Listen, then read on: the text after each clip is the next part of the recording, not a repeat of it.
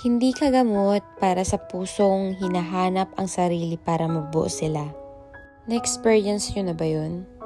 Na madalas ginagawa kayong pansamantala para matabunan yung mga sakit na pinagdadaanan nila at gumagamit sila ng ibang tao.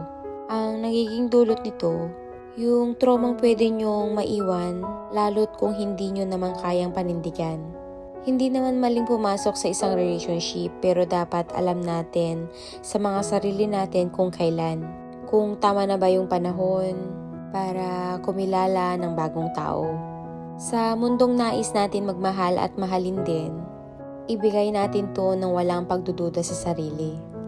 Na mas malalim yung naiintindihan na ang pagmamahal, hindi ito basta laruan lang. Na kapag ayaw nyo na, bibitawan nyo na. O ipamimigay nyo sa iba.